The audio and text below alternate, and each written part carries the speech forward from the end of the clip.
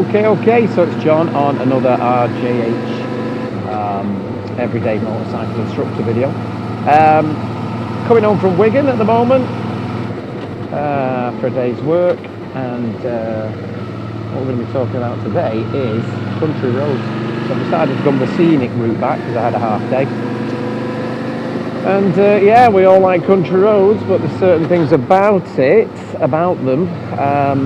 For example, that one there was quite a tight bend, so you've got to make sure you take the bends at an appropriate speed. Yeah, you can expect certain things from a countryside environment, like agricultural machines, like tractors, trucks, trailers, things like that. You can also expect agricultural material in the road, like mud, manure, that sort of thing. So it could be a little bit slippy if you hit that. Other things to expect is an increase in roadkill, perhaps, because there's a lot more animal activity out in the countryside. And they don't have to be just dead to be a hazard. They could be running across the road as well, which is also a bit of an issue, isn't it? So yeah, these are things you can expect from a countryside environment. Watch this guy here. The Goose and Gander. I actually trained the head chef for that. I still haven't got anything on the discount, but there you go. Park cars on the right hand side, position 1, safest place to be, just in case any oncoming cars go over the centre line. Other things to expect in a countryside environment are bends. Now, some of them are tight bends, some of them are wide sweeping bends. So you can expect those. With the tight bends, obviously you're going to take them at an appropriate speed.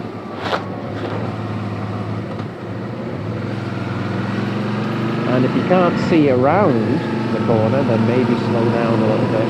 When it comes to bends, right-hand bends is position 1, usually safest. Left-hand bends position 2, that's what we say. However, if a left-hand bend is really tight, maybe moving towards position 1 is in order.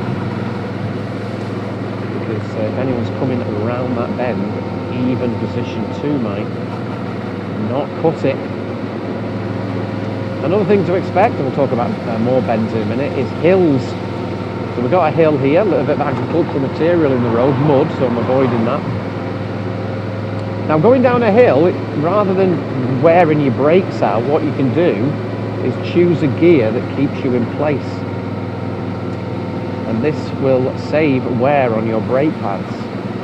Now, just be careful of that, of course. It's really good because you're using your engine braking rather than the actual braking, but if you choose the totally correct gear, you won't even have to use your brakes. But that's an issue if there's a car behind you. Because if you're not using your brakes, they don't know you're slowing down because your brake light's not on. So what you can do is just tickle your brakes,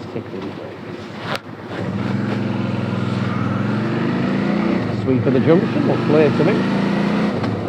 Going back to bends, the tight bends you can expect, but you can expect wide sweeping bends, maybe at a greater speed limit, like 40-50 miles an hour or something like that. So when it comes to the wide sweeping bends, you can sometimes look across the field. So I can look across the field on that one, and I can see the other side of the bend, and you can see if there's any cars there. And it's best to get your information as soon as possible. So if you can look across that bend and see those vehicles, then you're getting your information as soon as possible, so you can react as soon as possible. When it comes to those wide sweeping bends, let's say it's a 50-mile-an-hour road, what you need to do is obviously 50 miles an hour on the straights, but when it comes to the bends, you need to slow down before the bends and take the bends at an appropriate speed.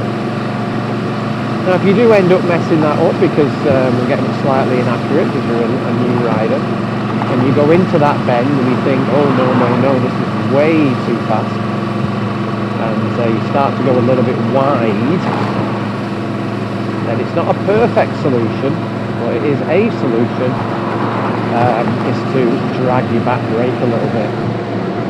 Change the speed limit, check the mirrors, change the speed. So yeah, you can drag your back brake a little bit to just stop the speed and also tighten your turn.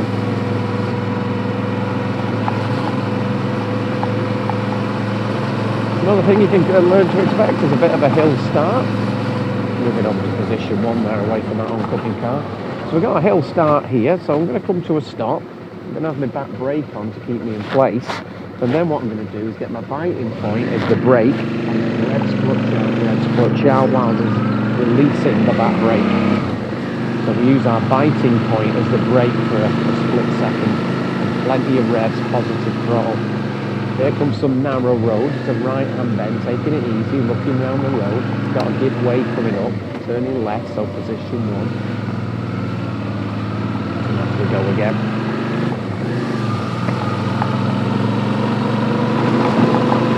So yeah, as a motorcyclist, you know, you're probably going to be excited to go on your first little trip around some country roads. But just be careful. Yeah, use those tips. On a bend, for example, we said position 1 on a right-hand bend, position 2 on a left-hand bend.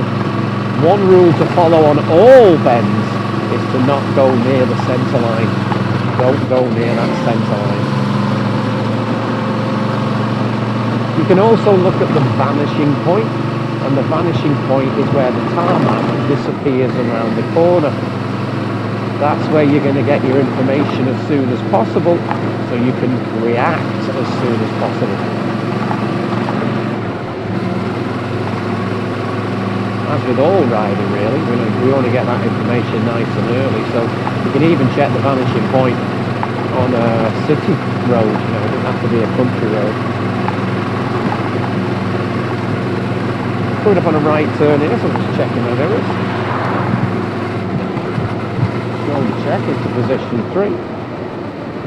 And we're going to do a shoulder check just before we take the turn. It's the double right shoulder check of a major road into a minor road. Got a bit of a tight one, so positive throttle, clutch control, back brake control. Heading back to the Bolton area through Rivington.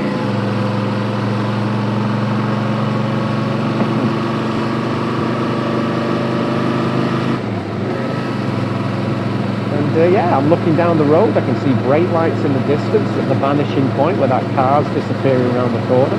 He's obviously putting his brakes on for a reason, he's either stopping or there's a build-up of traffic. So as I go around this corner, I'm expecting to see, possibly, some sort of activity. So I'm just easing off. And it just looks like he was overtaking his car after all that. Shoulder check, move out. Nice view for you there. Car on the left got lights on, parked up, double danger. Just set off at that moment, so good job of seeing he saw me.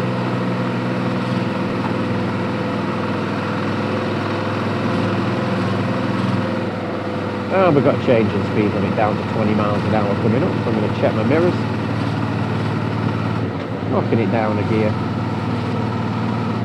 Down to 20 miles an hour. So Rivington. Ooh, I'm tempted to stop and get something to eat, but you know what? I've had a break this morning already, so maybe not, maybe not. So yeah, so countryside roads, just thought to talk about them. I've done my 8, 9, 10 minutes of our little video here, but what I'm going to do is just keep rolling, because at the top of this hill there's a really nice view, so I just thought I'd share that with you. I don't know if you've ever been here before, but lots of activity here, I don't know what's going on.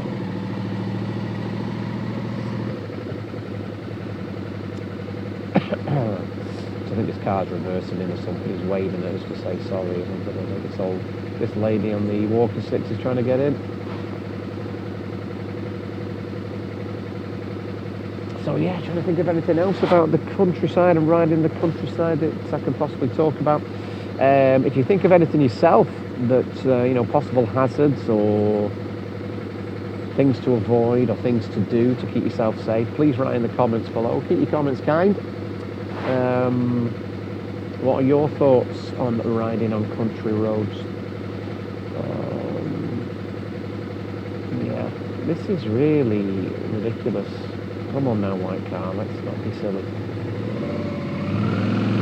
It's like we're making a move finally.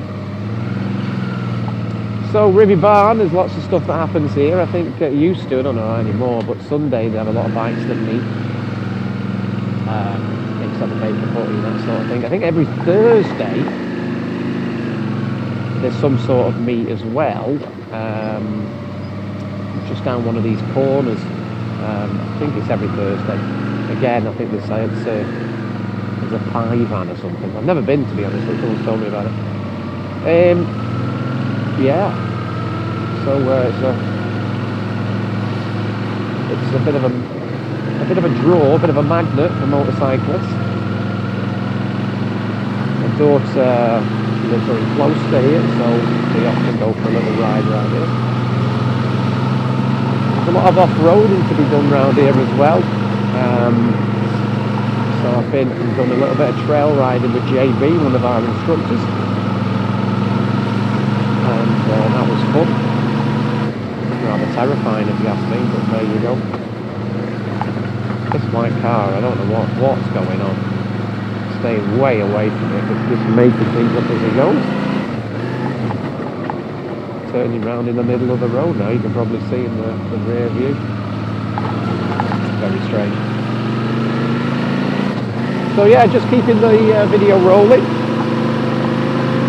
Probably going to get up to about 15 minutes by the time we get to the top of this hill.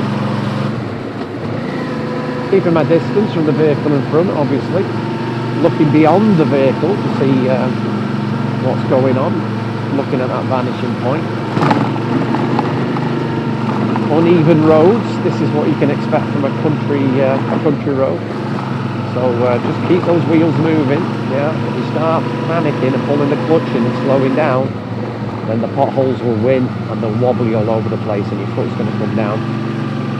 But if you've got the default position of the bike to go forward, keep that momentum going forward, then it will just roll over those potholes and uneven surfaces and it will keep you balanced. Nice misty view in front of us. Another hazard, standing water, avoid it. The pie place apparently is straight ahead there, but we're not going there. We're turning left. Got a sign here saying bends in the road and we're going to start climbing in a bit. Now I said there's going to be a nice view at the top, but looking at that mist up there, I've got a funny feeling I'm not going to see a thing. But hey, at least I've shown you the road.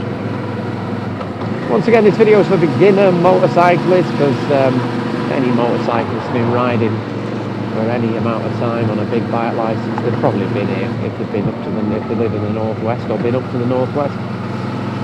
Some great roads around here up in Bolton.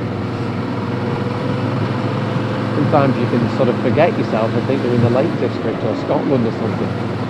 You know, it's quite barren, quite open, quite isolated. Some very nice views.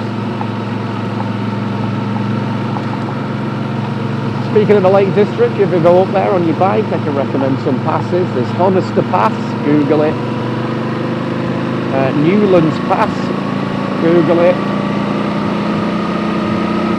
Rinrose Pass, Kirkstan's Pass. There's a few others. Oh, the Struggle outside of Ambleside, that's good fun. And if you really want the ultimate challenge, but please take it on only after you've had a bit of experience on a motorcycle, you've got the dreaded Hard Knot Pass. It's coming to a stop over here. Now the Hard Knot Pass, nice view from here, even though it's a bit misty. The Hard Knot Pass is difficult. The road is very uneven and there's some serious